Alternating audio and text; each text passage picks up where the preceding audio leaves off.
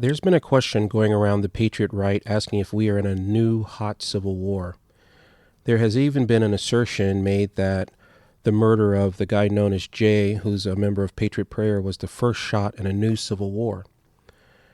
First of all, the current hostilities didn't start, in 2020. They started a long time ago and long before the murder of this member of Jay, the member of Patriot Prayer. As I encourage all right-leaning media outlets and any blogs or anyone, whenever we talk, we should do the best we can to define the terms we're using. One of the philosophies that underpins the left in America is something called deconstructionism. This effectively means that they want to deconstruct the current socio-economic nationalist structure. Effectively, this means destroying, or using their nomenclature, redefining our existing culture and how we organize ourselves, how we see ourselves. One way they do this is to make words mean nothing. For example, the left will use the term far right, and then they define or use the term far right as anything or anyone that they politically disagree with. Clearly, the Democrats do this, but also the lying legacy liberal media, gray organizations, and some liberal Republicans do this all the time. Thus, if you see someone quote from organizations such as the ADL or SPLC, you know they're not seeking the truth. They are seeking to justify, promote, or explain their far left positions. Thus, I will clearly define civil war before deciding if we're in one. But first, I think we should identify who are the belligerents in this current conflict. What I see in the U.S. is that the lying legacy liberal media call the far left and the far right. These are the terms they use. I don't believe these names are accurate. I believe these names, far left and far right, are false, misleading, and encourage what we call the fog of war. Instead of reducing misunderstanding, terms like these increase misunderstanding. These terms are in truth propaganda from the various sides, including gray organizations. The term far right, far left do not accurately describe the actual positions of the antagonists. If we were to define them more honestly, we would say that there are political organizations or movements who have the ability and the will to use violence to further their political objectives or causes. Each of these groups are lightly affiliated with the major political parties in the U.S., the Democrat and Republican political parties. I will call the right-leaning groups and organizations the Patriot Right. Here is a definition of what we mean by patriot. You can look that up on my blog at thecharlescarrollsociety.com. By the way, if you enjoy this show, please subscribe, share it. As you know, shows like this are absolutely demonetized. This show has been demonetized and shadow banned, so please get the word out to the best you can. Yet there is nothing far left about Democrat Socialists of America. There's nothing far left about the DSA, Antifa, or Black Lives Matter. These groups say they stand for unlimited abortion, unlimited homosexual rights, open borders, more government welfare programs, and a progressive social structure. What's far left? That's normal left. And there's nothing overtly far right about the American Redoubt, Proud Boys, Patriot Prayer, or the Three Percenters. These organizations and groups stand for freedom of speech, Christianity, Western civilization, strong border enforcement, individual liberty, and the original intent of the Constitution. Both sides stand for a mixed bag of primarily mainstream, liberal, or conservative philosophies. The difference is that all of these groups have either demonstrated or clearly stated they have the will to use violence. Please note that both of these groups and their supporters would justify their actions as defensive. In my opinion, I believe some are defensive and others would justify their actions as defensive.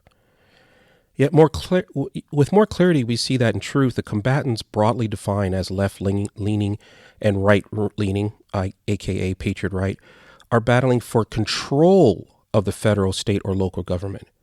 They're not currently attempting to rebel against the government. For example, the left is not currently declared that they're going to create a new socialist states of America, although some in their organization have said this is exactly their objective. But they're not. The vast majority of them are not calling for this right now. What they appear to be trying to do is change the existing government policies through advocacy, action, and yes, violence. I will say that the BLM and Antifa side are waging a growing and successful guerrilla campaign against local cities and counties and state-level governments, particularly those in the law enforcement and law and order kind of establishment. Because of the actions of the violent left-leaning activists, there is currently a temporary alliance between right-leaning groups and the state. However, that could change at any time, and that specifically can change depending on who's elected into political office, as the people in political power control the law and order apparatus of the state. We saw in 2014 that the state police forces squared off against the Patriot Right in Bunkerville.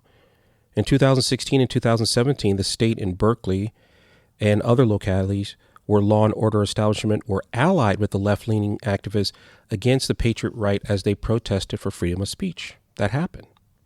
And there's many other examples of the state law and order apparatus being allied against patriots.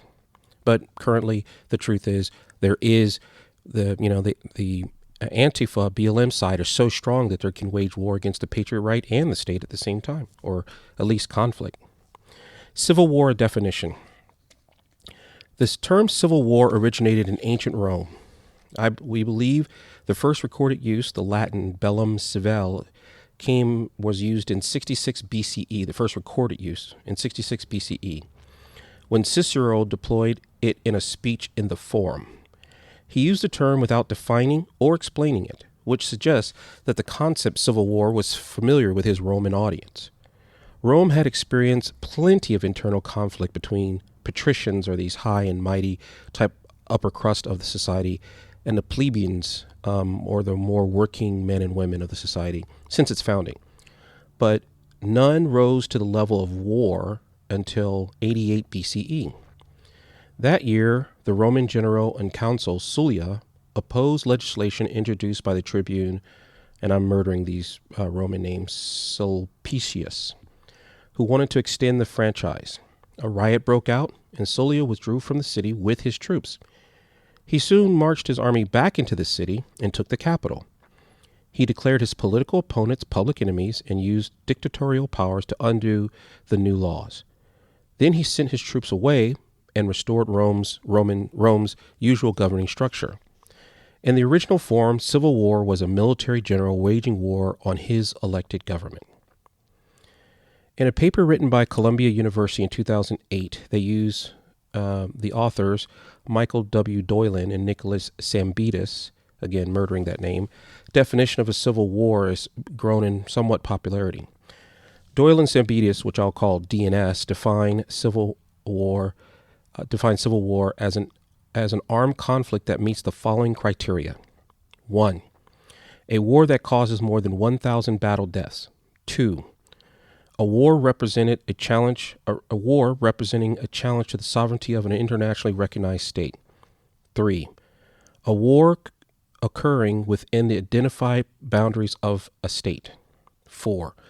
A war involved the state as one of the principal combatants. 5.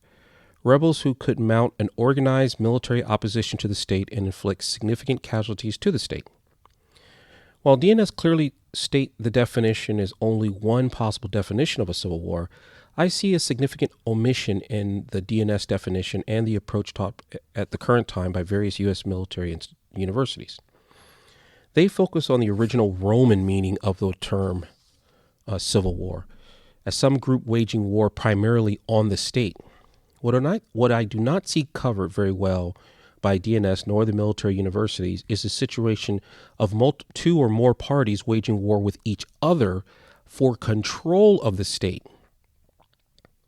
I believe this is closer to our reality in 2020 here in the U.S. There are 3 combatants currently in the United States, the so-called far left, the so-called far right, and the nation state itself. At least 3 combatants, but we'll kind of define them this way. For another case study we could review are the action of the Iraqi Shia, Sunni, and Kurd militias and militants. Each of these groups, Shia, Sunni, and Kurds, in part wage war on the state itself, but often they wage war on each other for control of the government, especially the government in their area of concern, where they live, their geographical area. When the U.S. controlled the government of Iraq, each of these groups would at times cooperate with the state, and other times they would battle the internationally recognized state. Please understand also that we have seen much higher levels of political violence in this nation during our recent past than we're seeing now.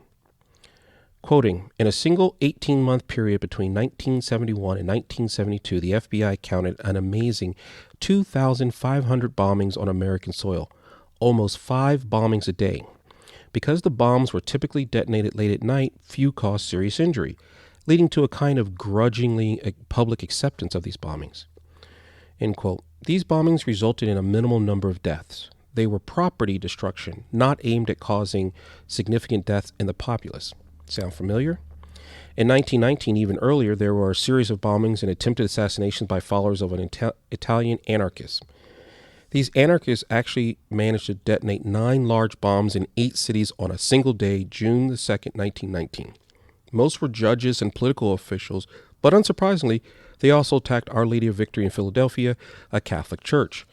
Anarchists and socialists hate Orthodox Catholicism.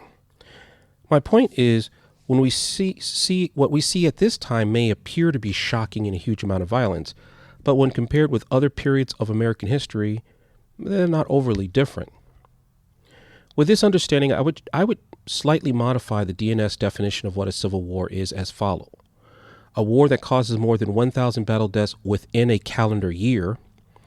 A war which represents a challenge to the sovereignty of an internationally recognized state. A conflict occurring within the recognized boundary of a state, and that the combatants are able to mount an organized military opposition and to inflict significant casualties on their opponents. With this understanding of the antagonist and a definition of civil war, we can now look to see if our current predicament in 2020 rates the term civil war. Issue 1. While I accept the number of 1,000 deaths as a bit arbitrary, I feel it's good enough. You could say 500, you could say 2,000, but 1,000 is good enough. There have been approximately 35 deaths attributed to Antifa and BLM protests and riots so far in 2020. This is tragic. Every loss of life is tragic, but it's far less than the 1,000 needed to qualify for a civil war. And the level of violence is much less than even in 1970s, which saw 5 major bombings a day. Issue 2.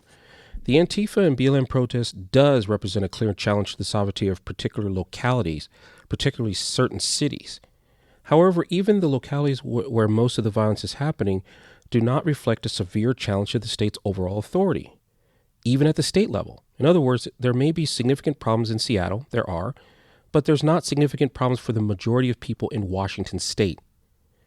For example, these Antifa, BLM types, for example, they were trying to burn down a federal building in Portland. Let's say they had succeeded. That would be a significant moral victory. But, would that have affected the federal government? No. Federal judges would still meet and hand out sentences. The federal government could still operate in Portland. People would still go to federal jail or federal prison.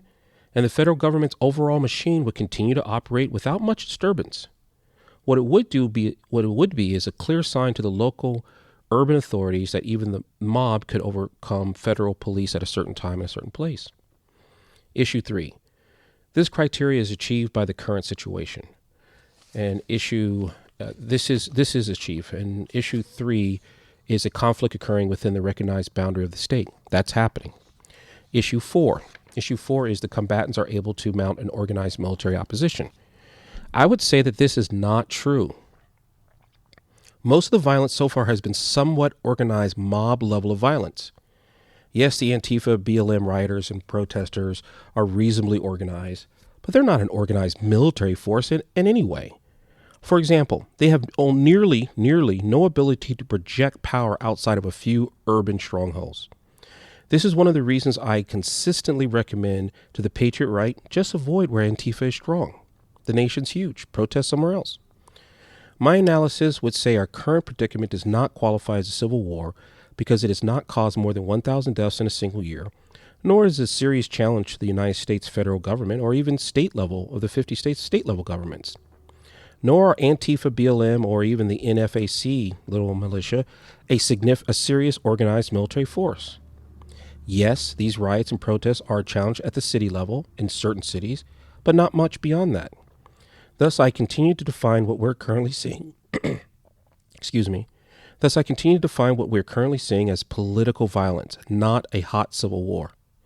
And by the way, I have predicted that we would be seeing an increased level of political violence since early 2014. In truth, the left-leaning activists have significant control of journalism, academia, large companies, media, and major influence in a major political party. The Antifa left has successfully, or far left, or however you would like to define it, has successfully achieved getting several people elected to public office. They also have significant groups who are willing to use violence to further left-wing goals. In truth, America seems to be headed toward a new form of reign of terror. We should explore that. It is my assertion we are still in a cold civil war between left-leaning and right-leaning activists and a third entity, the state. However, this is political violence and has not yet reached the rate and definition of what I would call a civil war. Could we be headed toward a proper civil war? Perhaps. However, we are not there yet. Pray, pray, pray, and prepare. Viva Cristo Rey. Viva Cristo Rey. Viva Cristo Rey and either Virgin of Guadalupe.